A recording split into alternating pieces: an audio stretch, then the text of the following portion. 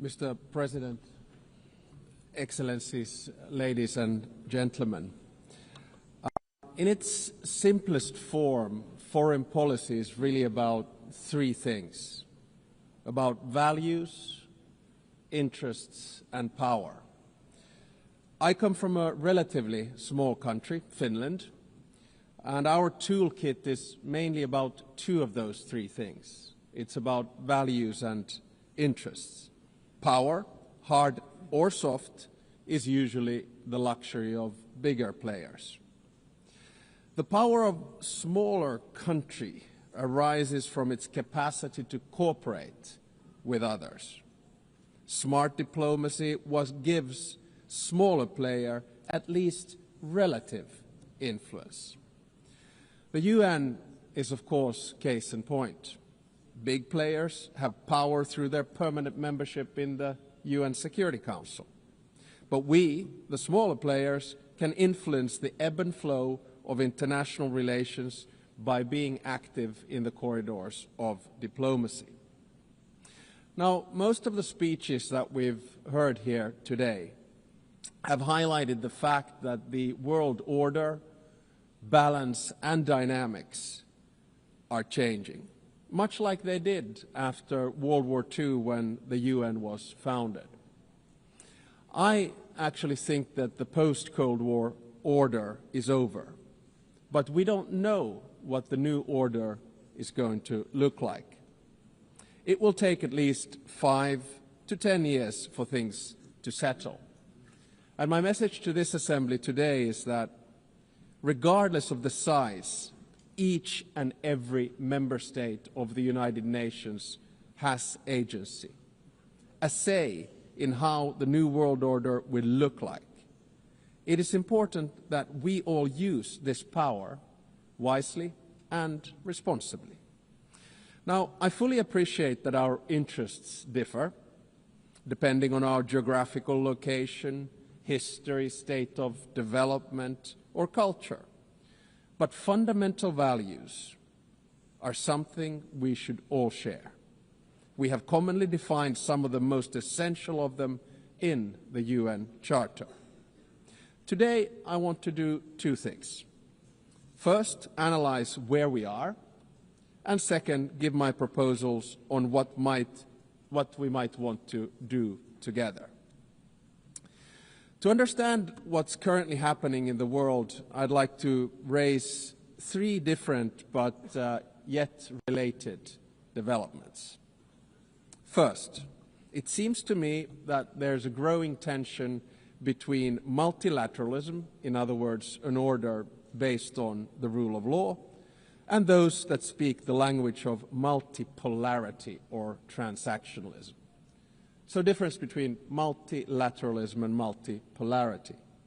Now, I can understand the temptation and the rationale of the proponents of multipolarity and transactionalism.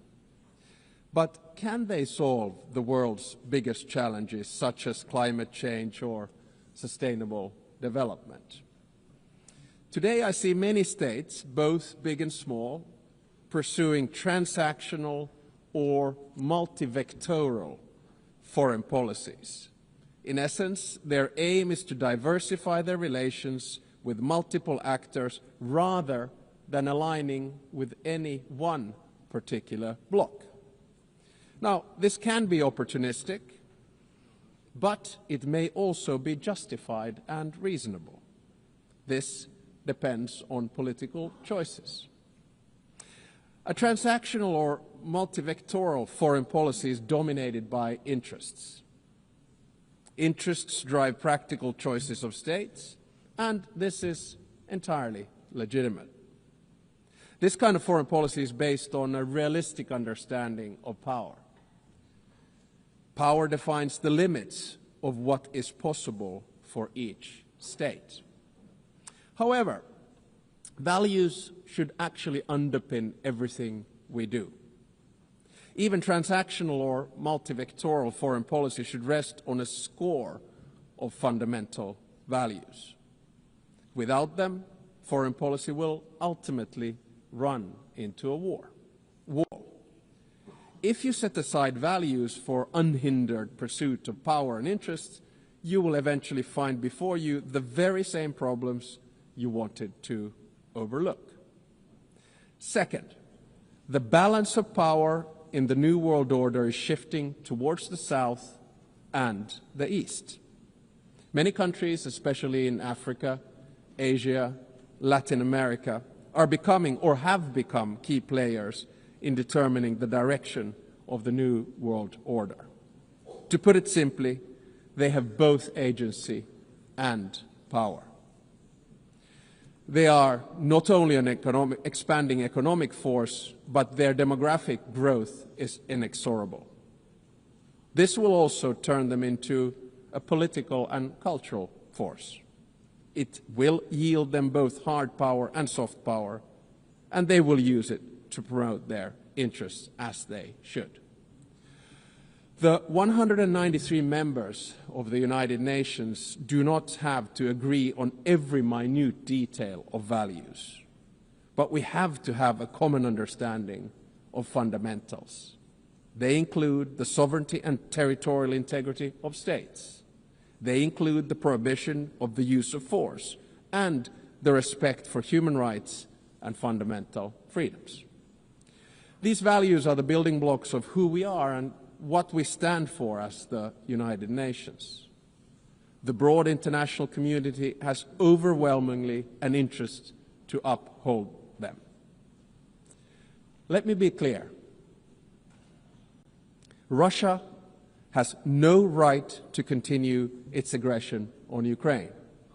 Israel has no right to violate international law in Palestine. States have no right to use Sudanese or Congolese territories to fight proxy wars for their economic or strategic self-interests.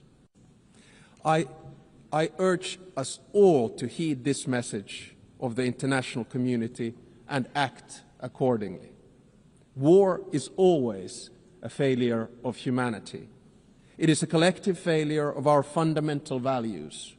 It is a failure of us as human beings. Thirdly, I would like to say a few words about the state of the United Nations, the institution where we are. The UN was created to maintain and promote peace, stability, development, and friendly relations among nations. In order to achieve this, the balance between the three elements was required. The power at the highest level was represented by the UN Security Council. The interests of the wider membership were reconciled here in the General Assembly, and the values were enshrined in the Charter and consolidated as rules of international law.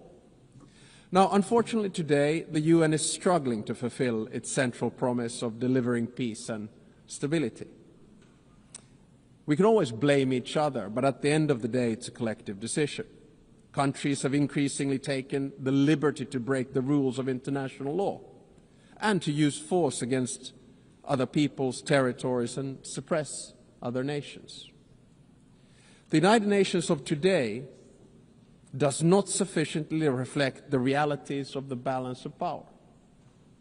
All too often, it fails to serve as a forum for the coordination of interests, and the values at its core are too often not respected in good faith. We all want to have the freedom to make choices and a possibility to influence the world around us. Today, many countries are seeking answers in multipolarity or transactionalism. If the UN fails to deliver, this trend will accelerate. So, let me sum up in the terms of the three pillars: values, interests, and power. Our values can divide us. Fundamentally, however, they should unite us around the basic principles of humanity, the rule of law, and the prohibition of aggression. Our interests differ, and it's only right that we promote them. However, our choices have consequences. Opportunism will eventually be forced to confront the problems it tried to ignore.